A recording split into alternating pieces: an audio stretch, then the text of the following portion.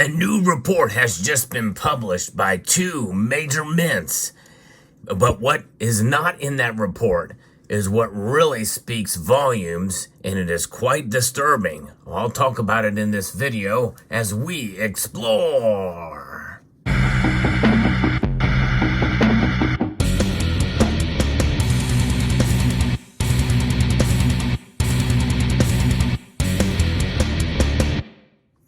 Ever so often, I'll give you some reports of sales figures from the United States Mint or other mints around the world.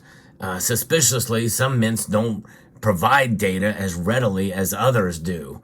The Perth Mint and the United States Mint are fairly consistent with their reporting figures, and I'm going to be reporting from an article here from coinsweekly.com that gives some pretty alarming statistics that really flows in line with a new trend that is emerging.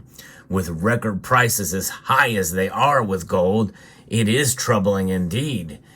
Now, according to the latest data from the Perth Mint in Australia, total sales of gold coins and bars fell to 16,442 ounces in March, a decline of 65.1% compared to February of 2024 and 79.6% compared to March of 2023. The Perth Mint sold fewer ounces than it did in March of 2019. And there has also been a sharp decline on a quarterly basis. In the first 3 months of 2024, the Perth Mint sold exactly 88,179 ounces compared to 197,177 ounces in the first quarter of 2023. A similar pattern can be seen in the Perth Mint's silver bullion sales. So it's affecting both markets here. This is quite alarming, and it's really not what's in this piece that is giving some indication of what's going on. Now, we know why maybe many aren't buying as much anymore. Well, record high prices in gold. People just can't afford it, especially with inflation hitting both countries hard. And what about Canada? What about England as well, or in the United Kingdom? We don't get any reports from those nations, but I'd be very curious to know.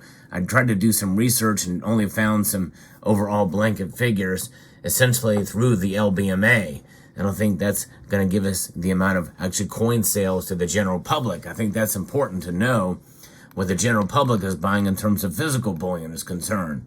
Now, the pattern is similar for the Australians' competitors in the United States.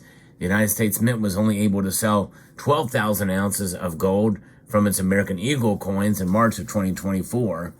In March of last year, in 2023, the United States Mint was still able to sell 215,000 gold ounces. That's a pretty big drop for sure. The decline in demand for bullion gold coins was already predictable in the second half of 2023. By the end of last year, many German private investors had already sold their investment products in the form of coins and bars due to the high price of gold. People are selling gold and not buying as much these days. Now, that is what's happening. Even now, major bullion dealers in Germany are talking about massive repurchases. Thomas Wiebe from the German Precious Metals Federation told the news agency DPA that demand for gold coins and bars in Germany has collapsed by 75%. In an interview with DPA, Wiebe described the current price trend as insane. It really is. It's crazy. According to the industry association, the high gold price is also leading to more recycling that's going on. Jewelers and dealers of precious metals and coins are taking the purchased gold to refineries more quickly so as to not tie up capital. They want to take advantage of these high prices because any kind of movement to the downside would not be good for them, especially with the latest dip that we've seen. They want to take it and run with it. So it's even gotten so bad that coin dealers have reported that even investment in commemorative coins, such as the German 100 euro gold coins, are being melted down immediately in order to ensure their own liquidity. Wow, that tells you something. And what isn't being said in this article is what's going on in China and in the East. They're gobbling up the gold like crazy. Even with the risk of buying fake gold, which is prevalent there, they're still buying gold like crazy. But here in the United States, at least these examples with the United States Mint and the Perth Mint, sales are down dramatically. Now, the latest numbers, I looked over the United States Mint's website for American Eagles, and they are down. It is, in March, they were 57,000 ounces in Eagles. And for perspective, in February, it was 58,500. January is always a busy year because they mint the new coins that year, and there were 273,500 ounces. Now, a lot of those coins from January, likely dealers probably still have and are distributing and selling.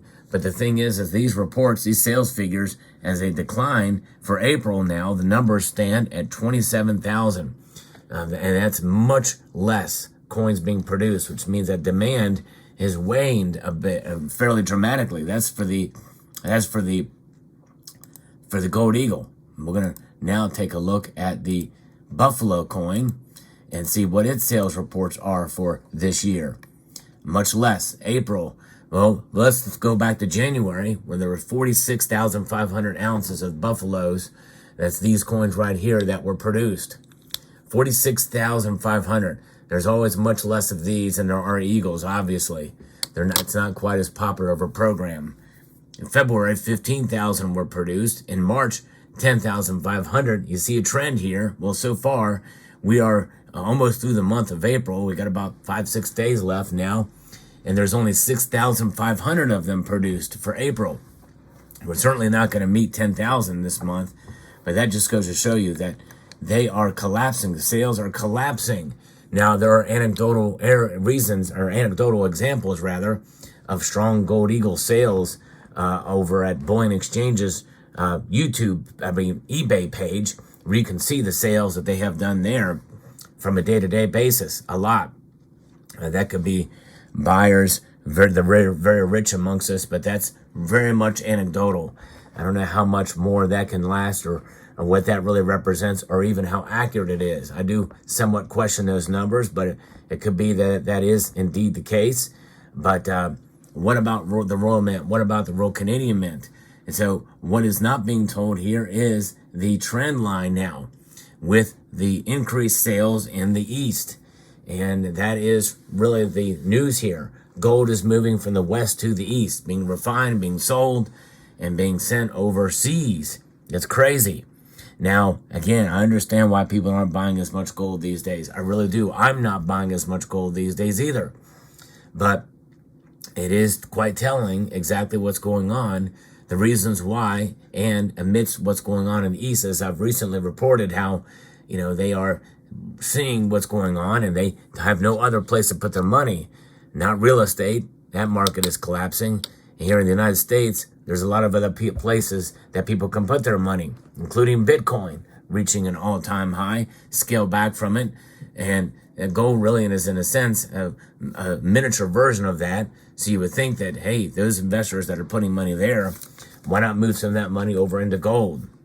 Well, who knows why that is happening, but we know what the trend line is now. Gold moving from west to east. Amazing indeed. Now, the prices of gold now are starting to tick back up based off of new reports on economic data that are out there that on the surface may lend credence to this idea that they're going to keep rates higher or where they're at for longer. That should actually bolster the dollar strength and not be so good for gold. But gold is rising anyway. And I think we're going to see, to some extent, the prices hover in this area as news comes out, moving back and forth. And we'll continue to follow that. But I think it's a good opportunity. If there are dips to be found, premiums are going to be lower. It's a good idea to buy. There are some places where you can buy gold very close to spot. In fact, I saw an ad for one for gold at spot for some of the smaller LMU coins, the smaller fractional gold pieces. Good places to go to check for deals. And also understanding that some of these bullion dealers are going to get a little bit desperate. I've got anecdotal evidence from one bullion dealer, a rather large one. You know the name. I'm not going to mention it here. And they are admittedly struggling right now. And I think you're going to see some of the other well-known bullion dealers out there come out with more deals, more ways to entice you to buy again. And those offers would be definitely good to take advantage of if you have the capital to do so or the money to invest. But keep in mind that anytime you make a move in precious metals, especially gold, there's a lot of money going out in order to get an ounce of gold, or a fractional gold as well. So keep that in mind. Let me know what your thoughts are in the comment section down below. I hope you found this video informative, insightful, and educational.